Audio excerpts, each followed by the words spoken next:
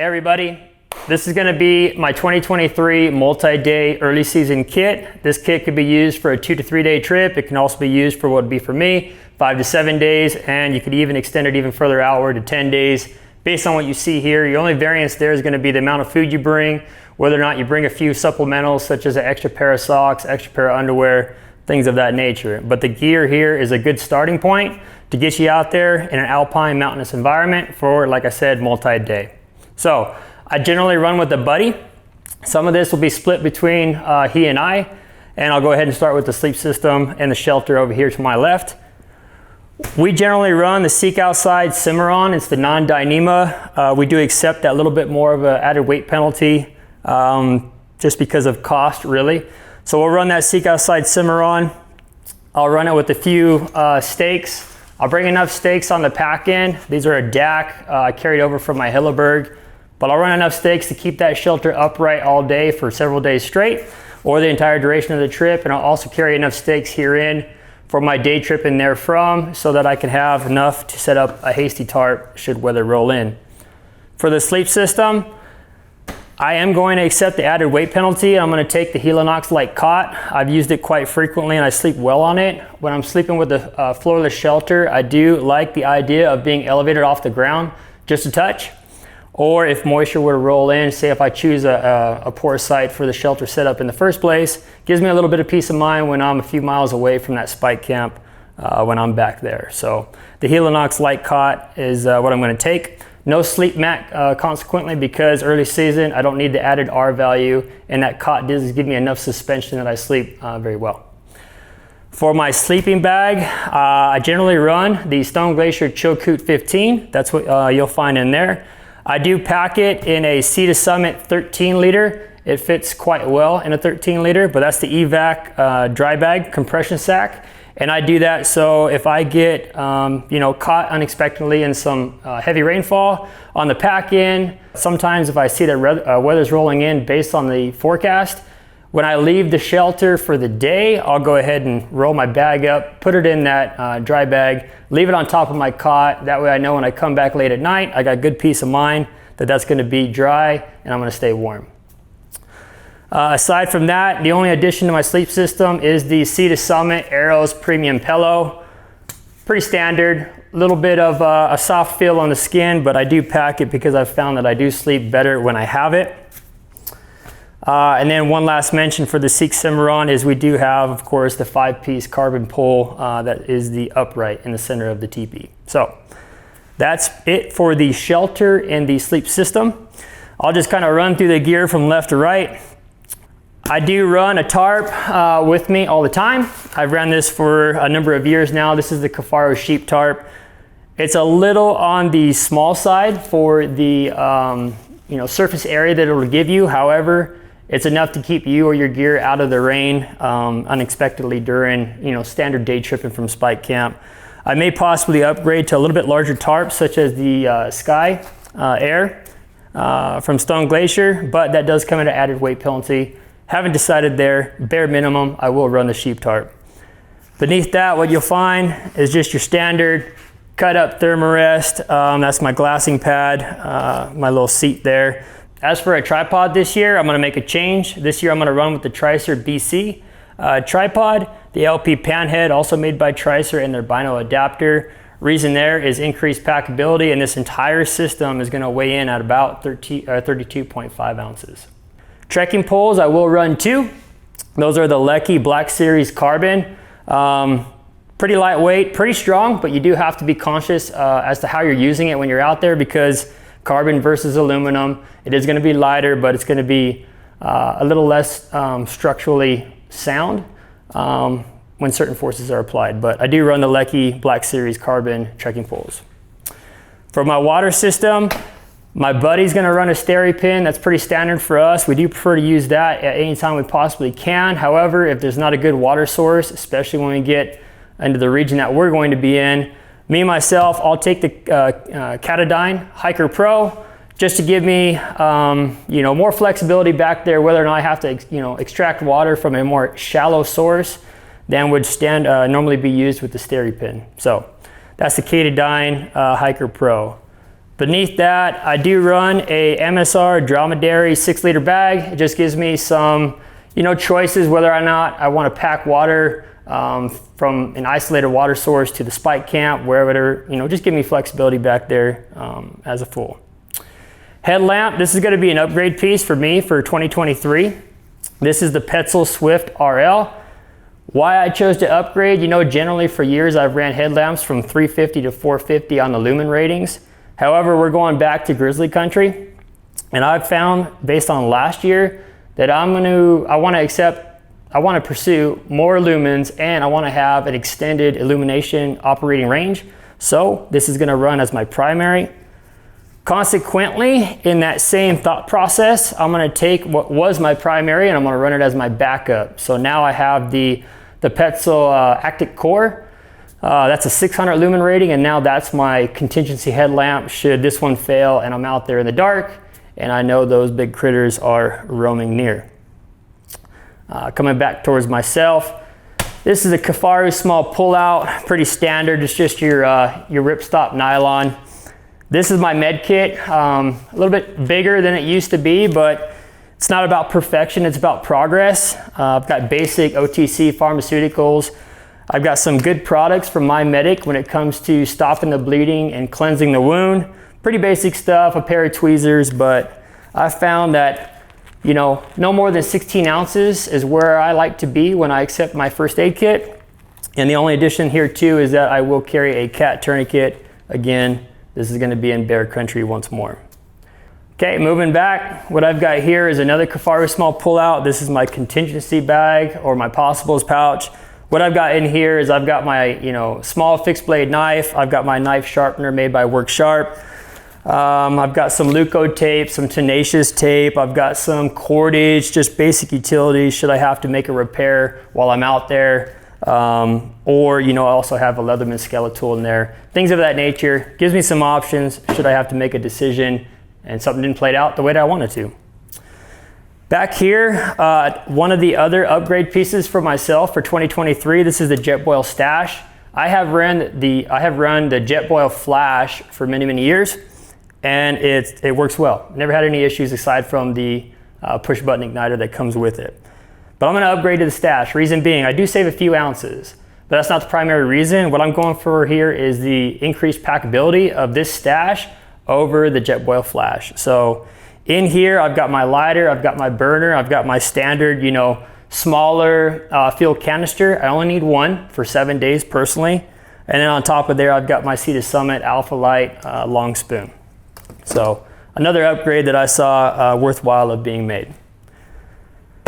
We'll go ahead and roll right into my bino harness. Marsupial, I've ran it for years, I enjoy it. I generally run the small variant, however, I upgraded my binos this year to the Vortex Razor UHD 10x42s. They're a little bit taller from eyepiece to objective, so I had to upgrade to the medium bino harness itself.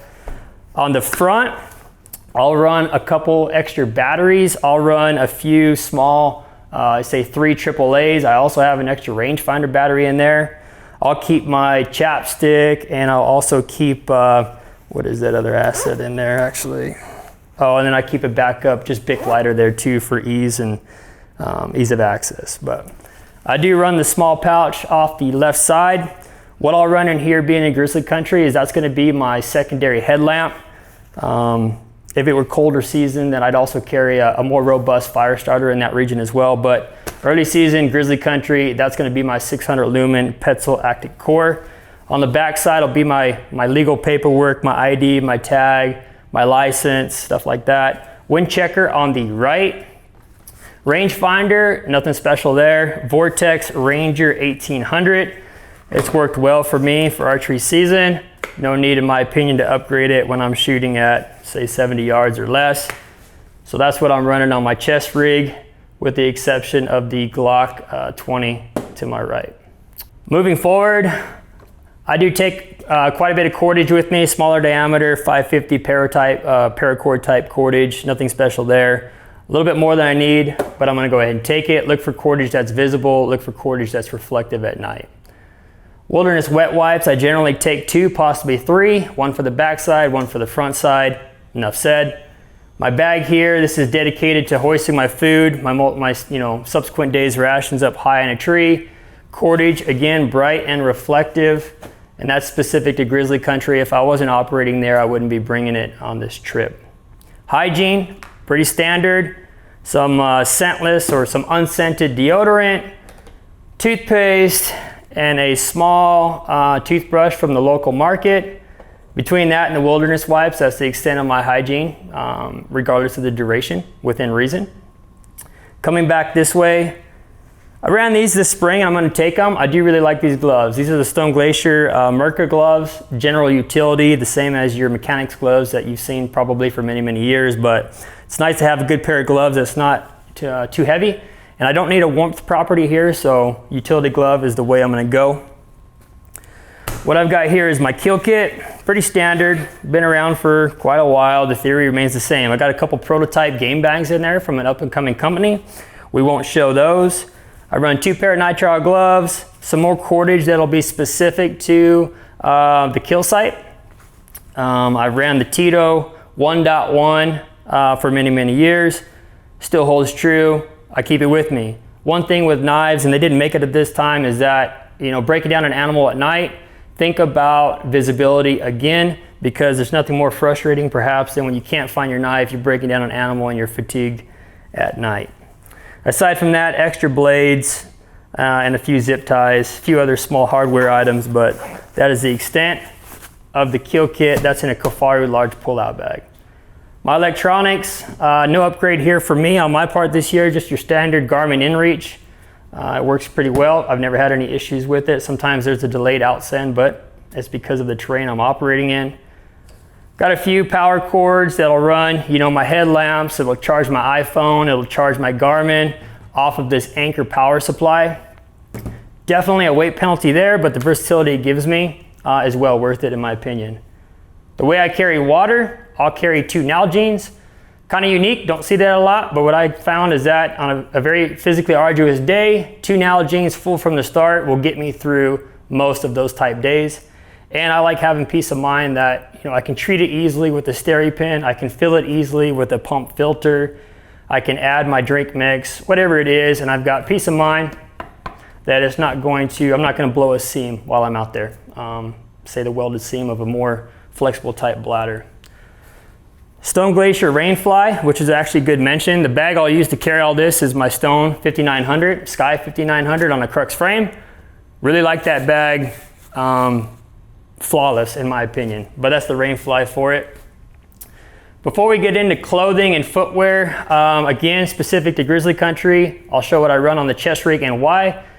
This here is the Gunfighter Zinc Kenai chest holster. The reason I don't run a holster that's attached to my bino harness is because there are times when I'm glassing perhaps, there's times, certainly more frequently at the end of the day, when I don't want that bino harness on my chest. However, I always want my pistol in a known position, so I'll carry this Gunfighter Zinc Kenai chest holster to house what is my Glock 20, 10 millimeter. Mine is an SF model, so Glock 20 SF. SF is not as high speed as you might think. What it means is short frame. So, not a big dude, need a little bit shorter frame. There we go. So that's the Glock 20. I do carry 1 full magazine. I won't necessarily make rounds, recommendations as to which rounds you should carry. Could be a pretty critical decision, so do your research and come to find what works for you. But I do run a stacked magazine alternating between hollow points and full, solid projectiles. Beneath that is my cloth. If you can pronounce what that is, Shmog, then you've probably been over there, and you and I probably have the same friend whose name is Tinnitus. I appreciate your service. Okay, moving into clothing. Pretty heavy on the stone. Really like this stone. If I'm going to change anything, it's going to be the mid layer. I'm probably going to change it to the Sitka New Core Merino 220. I think that's going to be a pretty rock solid midweight. But what I've got here is the Stone Glacier Chinook Merino boxers. Merino is a must for me, especially in early season, because even though it's a little bit longer to dry out, it does give almost like a swamp cooler type property when it's warm out. And it consequently cools you down more efficiently, in my opinion, in my findings. But it is early season. I'm gonna run with the de Havilland light pants. These are actually the pants that I wore yesterday, pulled them right out of the hamper. You can see the belt and the knife are still there, but I wear them all the time. So the de Havilland light pants, one pair of pants will last me 7 days. It'll last me 10 days too, so no extras there. Mid layer at the moment is the Stone Glacier Helio hoodie. This is the one deviation in my kit currently where I get away from the merinos, as this is a synthetic. My base layer is gonna be a Chinook long sleeve by Stone. This is gonna be a merino. No hood on that, no zip, just a standard long sleeve crew. My rain gear is gonna change this year. I'm gonna run with the M5 made by Stone, M5 top and pants. Beneath that is my tried and true Grumman Goose down jacket. Do enjoy that. Generally, I'll pack that loosely within my main compartment or my lid, but I do keep a stuff sack just in case I'm finding that doesn't work for me in the days that follow. Gives me some flexibility to kind of get a little bit tighter on my organization practices within my pack system. Gaiters, in my opinion, there's really only one. You can see these are worn. These are the SQ2 Alpines, again by Stone. Dynamo strap across the bottom, pinless aluminum buckle. They fit really well, which is important to me in a gaiter, and they perform well. I'm gonna carry those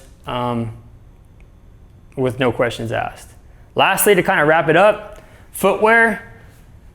The new for 2023 Crispy Brickstall Mountains, hands down my favorite. Probably a little bit more than most guys will run in an early season out west. Early season being August to September, but this boot at a flex rating 3 with the ABSS ankle bone support system, it's my favorite. It's my training boot. It's going to be my early season boot, probably into well into October at the same time, so long as there's not too much white stuff on the ground. But therein, I'll run 2 pairs of socks.